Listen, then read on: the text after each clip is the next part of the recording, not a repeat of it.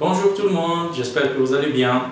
Aujourd'hui, je suis ravi d'être avec vous et on va présenter une leçon de compréhension de l'écrit. Toujours dans le projet 3, séquence 2, nous allons définir, bien présenter nos objectifs de cette séance. Donc, la séance de compréhension de l'écrit, nos objectifs seront formuler des hypothèses de sens à partir des éléments périphériques, comme toujours. On a dégagé le sens global du texte, on va dégager le sens global du texte, on va comprendre, essayer de comprendre le texte, promouvoir le comportement éco-citoyen dans le milieu scolaire, donc c'est pour encourager des élèves d'être éco-citoyens et écoliers comme on l'a vu dans la séance de l'oral. Donc d'abord, on a juste un petit rappel. Comment pensez-vous que se comporte ou bien quelles sont les qualités d'un éco-écolier?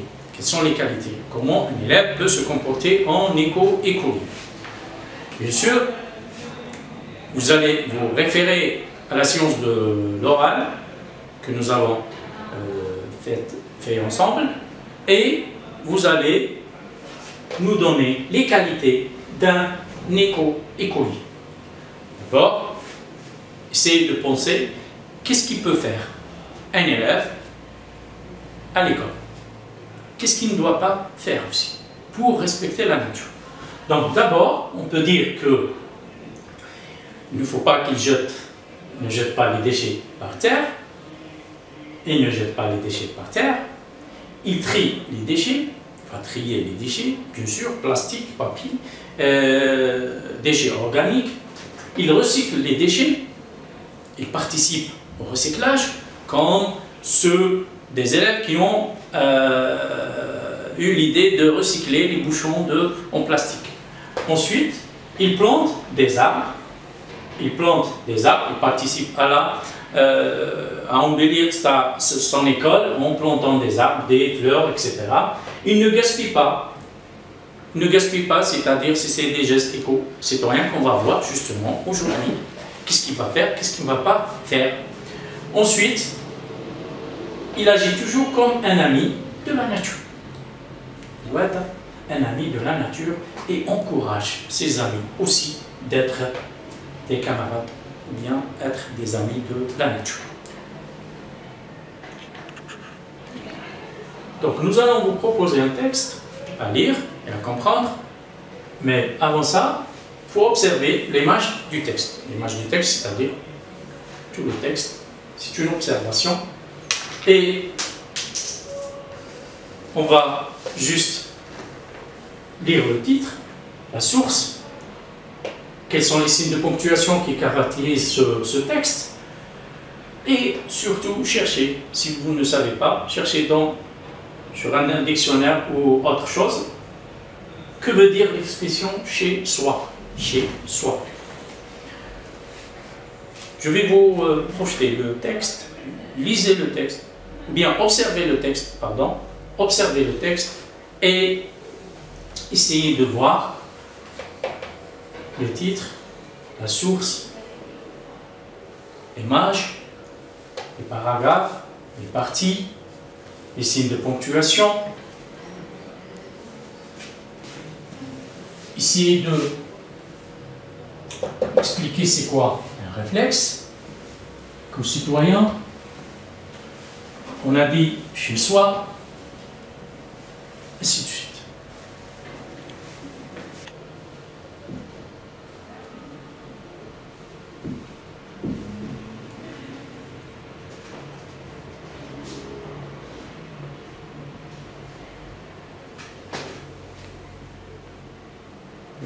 Donc maintenant, vous avez observé l'image du texte, passons à l'illustration qui accompagne ce texte. On parle bien sûr de cette illustration qui représente le globe, bien sûr avec des dessins à l'intérieur qui représentent l'environnement, notre environnement. C'est un environnement sain. On voit que les dessins comme par exemple la faune, la flore, donc les animaux, les humains qui représentent bien les habitants de la planète, On a des plantes, des fleurs, des arbres, des forêts. L'eau aussi, un élément et ressource précieuse sur cette planète. On a des moyens de transport écologiques qui ne polluent pas. Et vous avez aussi ici des maisons écologiques, des énergies écologiques renouvelables et qui respectent l'environnement.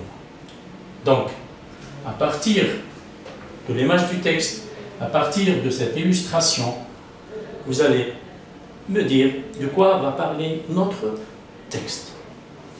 Donc, vous allez émettre des hypothèses de sens et on va vous proposer quelques propositions ensemble et on vérifie si, après la lecture, bien sûr, on va garder les hypothèses les plus plausibles. Donc, d'après les indices paratextuels, comme je l'ai dit, et l'illustration, la source, le titre, etc., de quoi va nous parler l'auteur dans ce texte. Donc, on va proposer quelques propositions. Est-ce que ce texte il va nous parler de la protection de l'environnement? Est-ce qu'il va parler des gestes éco-citoyens? Est-ce qu'il va nous parler de l'utilisation des moyens de transport? Ou bien les différentes pollutions?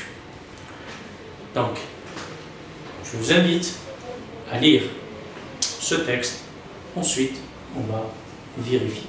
Mais avec consigne. Vous allez lire le texte et souligner les verbes d'action dans ce texte.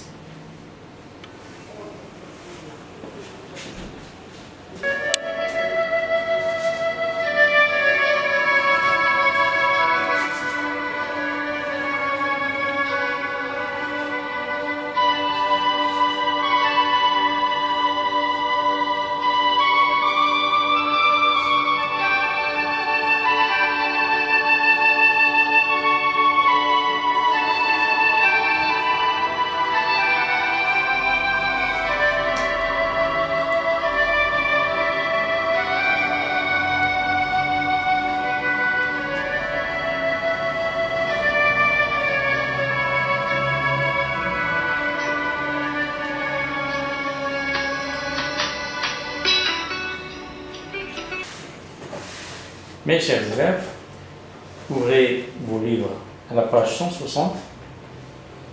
Je vais vous aider à lire ce texte. Les bons réflexes pour devenir un éco-citoyen. Pour réaliser des économies et éviter le gaspillage, voici une liste de réflexes à avoir dans la vie de tous les jours. Couper les veilles de la télévision, de l'ordinateur et de tous les appareils électriques après utilisation. Débrancher le chargeur de batterie une fois le téléphone portable rechargé. Éteindre les lumières d'une chambre, d'une classe, des couloirs et des toilettes quand il n'y a personne. Ne pas laisser couler l'eau inutilement pendant le lavage de la vaisselle, le rasage ou encore le brossage des dents.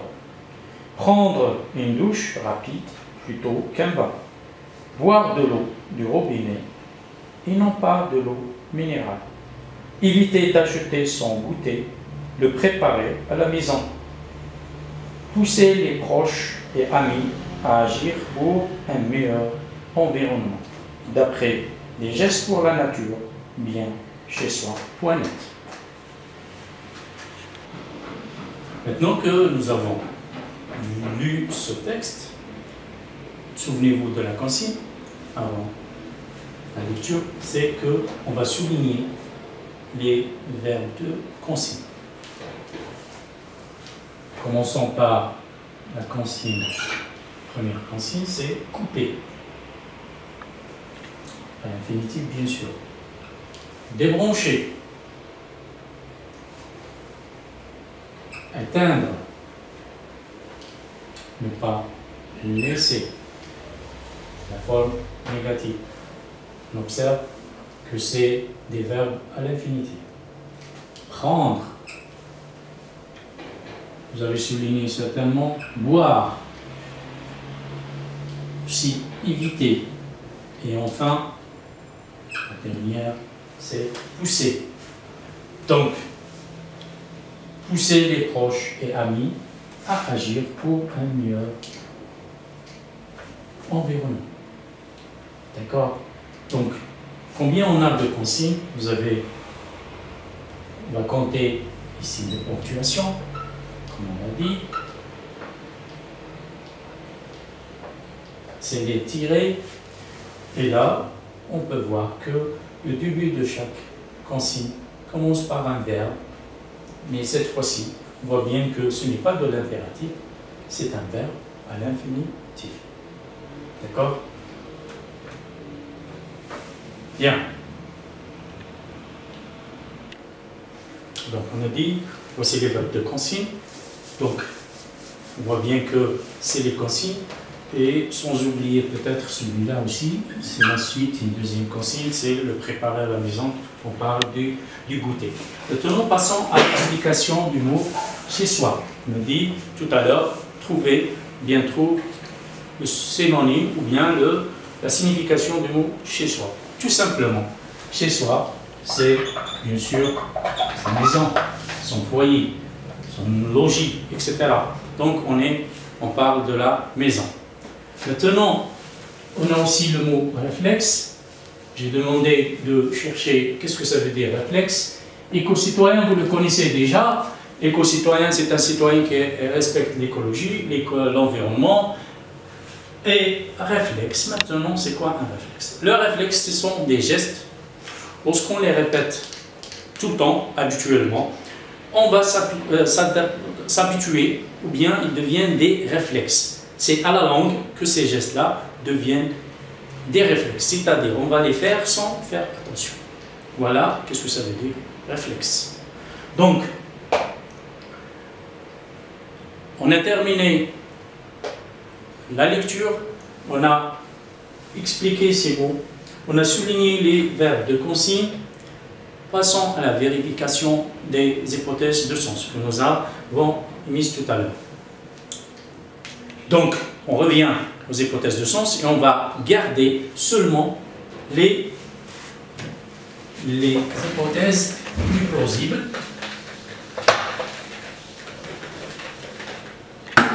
Là, on a proposé 4 propositions. Est-ce que dans ce texte, il s'agit de la protection de l'environnement? Oui, mon cher élève, c'est juste, on parle de la protection de l'environnement à travers des réflexes et des gestes. Des gestes éco-citoyens, oui. On va parler de ces gestes et on a vu que ce sont des gestes, des actions en faveur de l'environnement et de l'éco-citoyenneté. L'utilisation des moyens de transport. Est-ce que dans ce texte on parle des moyens de transport? Non. Est-ce qu'on parle des différentes pollutions? Pollution de l'air, pollution du sol, pollution de la mer, et ainsi de suite? Non. Donc, on va souligner les 2 hypothèses qui seront gardées. Les autres, bien sûr, on va les effacer. D'accord? Donc, voilà de quoi parle ce texte. Passons à on va établir ensemble la situation de communication de ce texte, c'est-à-dire le schéma communicatif comme d'habitude. Et pour ceci, on va compléter le tableau ensemble. On va compléter un tableau ensemble. Je vais vous donner une petite activité pour compléter ce tableau. Bien sûr.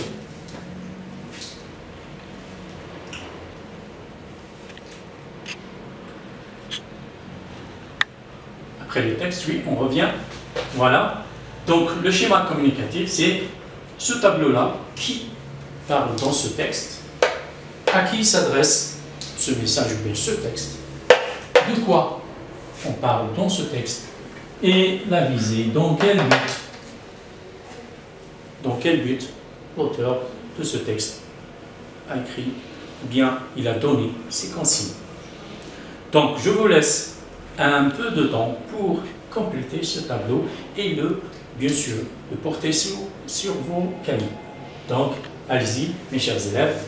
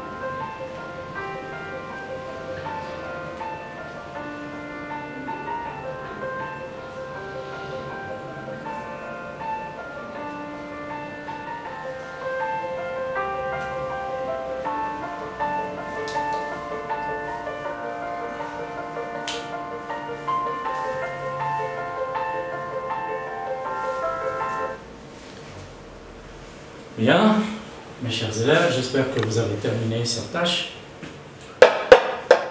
Et on va tout de suite voir comment remplir ce tableau. Donc, qui parle dans ce texte? C'est, on va dire, tout simplement, c'est l'auteur. À qui il s'adresse à tout le monde, aux citoyens, bien sûr, tout le monde, tous les gens de la planète. De quoi il parle dans ce texte? Justement, c'est des bons réflexes chez soi en faveur de la nature. Bien sûr, des gestes que l'on doit adopter à la maison en faveur de la nature. Dans quel but l'auteur a écrit ce texte? On va donner ces consignes. C'est pour pousser les gens à se comporter en éco-citoyens et habituer les gens à se comporter comme éco-citoyens. D'accord? Maintenant, on va passer à l'analyse du texte proprement dit. Passons.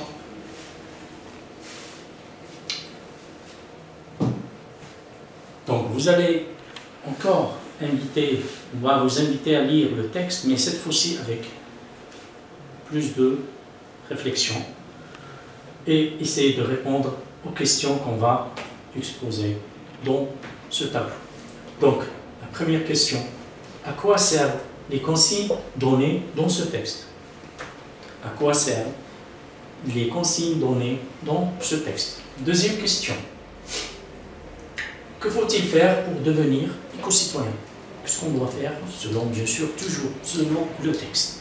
Ce sont des questions de compréhension. Donc, aller chercher, souligner, marquer, il faut mettre entre parenthèses, etc. pour chercher la phrase. Il faut toujours relever les réponses dans le texte. Ensuite, pourquoi couper l'éveil de tous les appareils électriques quand tu ne t'en sers pas? Quelle est l'utilité? Pourquoi? Quelle est la cause qui me pousse à couper l'éveil des appareils, ordinateurs, le téléviseur, les appareils, tout ce qui est électrique, on doit le débrancher. Même les triplettes, etc. Donc il faut toujours enlever l'éveil. Donc pourquoi boire l'eau de robinet et non pas l'eau de minérale? Pourquoi boire l'eau du robinet et non pas de l'eau minérale que vous achetez, bien sûr, dans des flacons ou bien dans des bouteilles en plastique ou bien en verre? Pourquoi il faut préférer l'eau de robinet, c'est-à-dire l'eau qui coule chez vous? La cinquième question explique cette consigne. Il faut expliquer cette consigne. Évitez d'acheter sans goûter, votre collation que vous ramenez avec vous à l'école, les préparer, ou bien le préparer, le goûter, le préparer à la maison. Expliquez-moi cette consigne. Et essayez de vous référer ou bien de penser à la vidéo que nous avons vue ensemble la dernière fois à l'oral. C'est clair? Bien. Allez-y, je vous laisse un peu de temps pour lire le texte. Revenez toujours au texte. Vous avez le texte devant vous dans le livre, votre livre scolaire, la page 160, je pense, oui. C'est la page 160. Vous pouvez en même temps voir les questions et répondre à ces questions.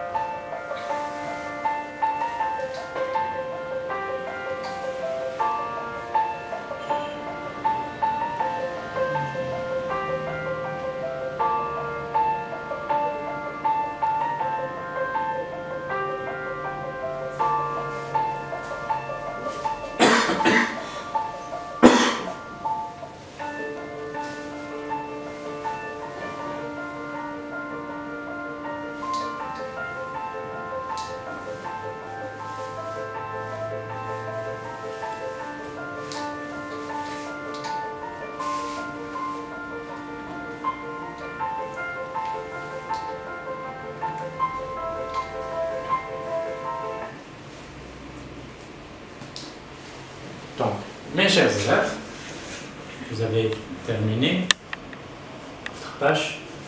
Donc, passons, bien j'essaierai de vous aider ou bien de vous donner des réponses. Et je sais que vous avez aussi bien répondu à ces questions. Sans la première question, à quoi servent les consignes données dans ce texte? Donc, c'est l'auteur qui a donné ces consignes, mais elles servent à quoi? Donc, premièrement, ils servent à faire des économies, bien sûr, et à éviter le gaspillage. C'est soit, bien sûr, en faisant ces gestes-là, éteindre la lumière, ne pas laisser l'eau couler, etc. C'est l'économie, donc ça se répercute immédiatement sur le coût et les factures de l'eau et de l'électricité et du gaz, ainsi de suite. Et aussi, c'est un geste qui n'est pas bien de gaspiller, donc on évite le gaspillage, parce que c'est pas bien. Maintenant, passons à la deuxième question. Que faut-il faire pour devenir un éco-citoyen? Donc, pour devenir un éco-citoyen, il faut adopter des gestes simples. Ce sont des gestes très simples qui ne demandent pas d'efforts, etc., qui deviendront à la langue. C'est-à-dire, en répétant ces gestes à chaque fois, deviennent des réflexes. Et quand ça devient des réflexes, ça veut dire que c'est bon. Là, on est devenus des gens éco-citoyens et on protège l'environnement d'une manière durable. Ce ne sera pas des gestes occasionnels à l'occasion des journées ou bien d'une semaine dans l'environnement, etc. Et ensuite, on revient au gaspillage et ainsi de suite. Pourquoi couper l'éveil de tous les appareils électriques? Bien sûr. Quand on ne s'en sert pas, bien sûr. Pourquoi je coupe? Parce que lorsque on laisse des appareils branchés en veille, ils consomment aussi de l'énergie. Car même en mode veille, les appareils consomment toujours de l'électricité. Et ça chiffre. Premièrement, ce n'est pas économique. Et deuxièmement, on a vu comment l'électricité arrive chez nous. Souvenez-vous aussi, c'est la pollution. Donc on utilise des énergies fossiles pour avoir de l'électricité. Donc, passons à la question suivante. Pourquoi boire de l'eau du robinet et non pas de l'eau minérale? Et là aussi, c'est vis-à-vis ou bien c'est par rapport aux déchets qui engendrent en plastique. C'est pour diminuer les déchets engendrés par les bouteilles en plastique et en verre. C'est-à-dire, lorsqu'on achète de l'eau, on va engendrer et on va augmenter le volume de nos déchets. Explique cette consigne: éviter d'acheter sans goûter, le préparer à la maison. Dans la même idée, dans le même contexte, c'est aussi pour éviter, diminuer le les déchets engendrés lorsqu'on achète notre goûter, c'est les gâteaux, c'est les jus, les cartons, l'emballage et ainsi de suite, qui vont être jetés à l'école et ça va engendrer de l'emballage et ainsi de suite, ça va engendrer des déchets quand des fois on n'arrive pas à les éliminer. Ensuite, relève dans le texte et souvenez-vous aussi la dernière fois ou bien la séance passée, on a vu que les élèves de l'école en Belgique, qu'est-ce qu'ils utilisent? Ils ramènent avec eux des porte-à-manger et des gourdes pour justement éviter d'acheter ou pour éviter les emballages et ainsi de suite. Relève dans le texte un adverbe en ment. Bien sûr, vous savez maintenant c'est quoi un adverbe qui se termine par ment. Donc, explique cette consigne. Pour expliquer la consigne, éviter d'acheter son goûter, le préparer à la maison, c'est toujours dans le même contexte, c'est-à-dire d'éviter les déchets engendrés par les emballages. Donc l'emballage des cartons de jus, des bouteilles en plastique ou bien en verre pour l'eau minérale et ainsi de suite. Donc voici comment on explique cette consigne. D'accord? Maintenant, en passant à la question suivante, relève dans le texte un adverbe en ment que tu utiliseras dans une phrase, bien sûr personnelle.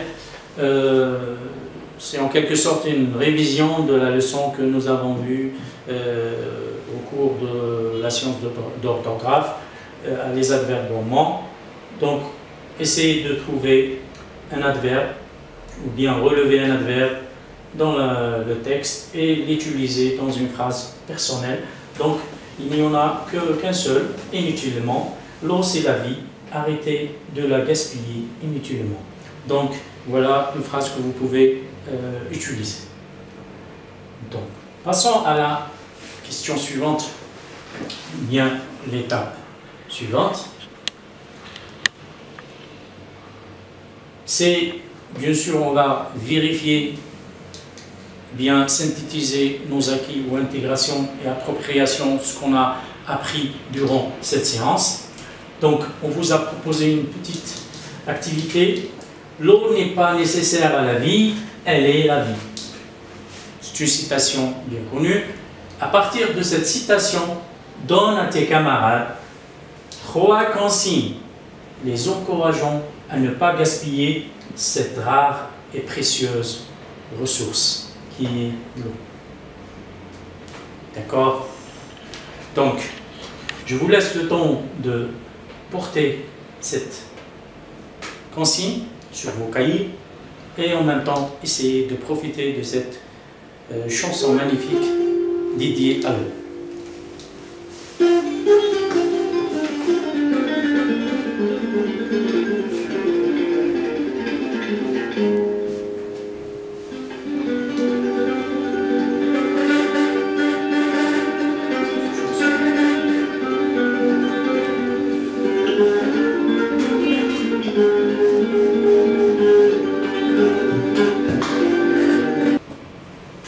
Je vous laisse porter cette consigne sur vos cahiers et faire ce travail pour la prochaine fois et bien sûr profiter pleinement de cette magnifique chanson dédiée à l'eau et je vous dis à la prochaine séance Inch'Allah.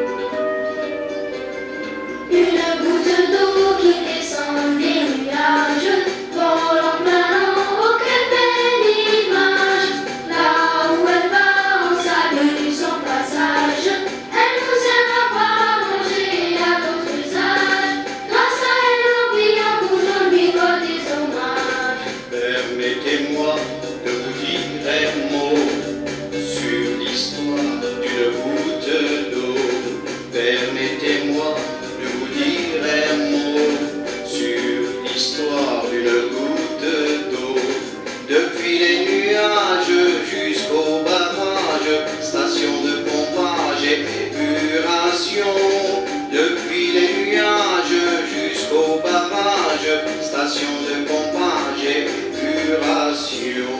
Une goutte d'eau qui descend des nuages, vole en planant, oh quelle belle image. Là où elle va, on salue son passage. Elle nous aimera pas manger à d'autres usages. Grâce à elle, on vit en bougeant, lui rend des hommages.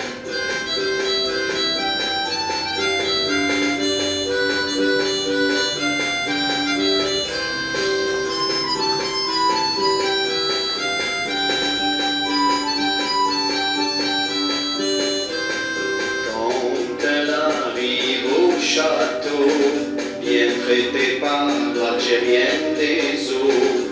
Quand elle arrive au château, bien traitée par l'Algérienne des eaux, qui a fait le décriage, puis le dessablage, puis le dessuilage et tous les traitements, qui a fait le décriage, puis le dessablage, puis le dessuilage et tous les traitements. Une goutte d'eau qui descend des nuages, vole en planant, oh quelle belle image.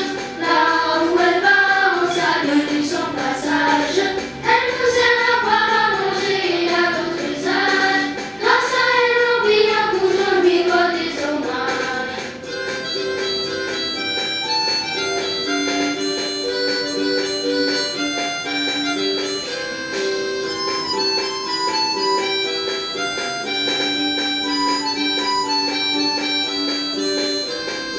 À la maison, il y a le robinet, tu ouvres et tu as l'eau traitée.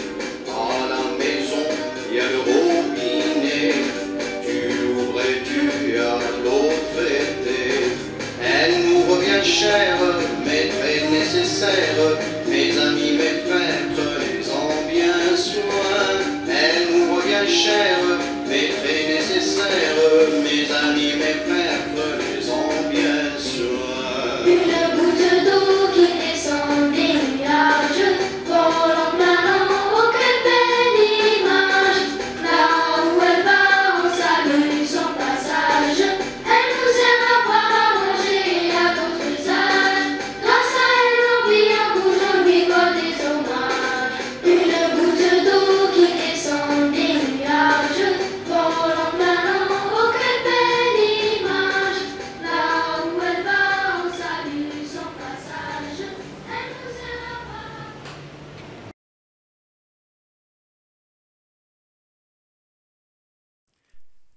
شكرا على المشاهدة. لا تنسوا الاشتراك في القناة، الضغط على الجرس، الإعجاب بالفيديو.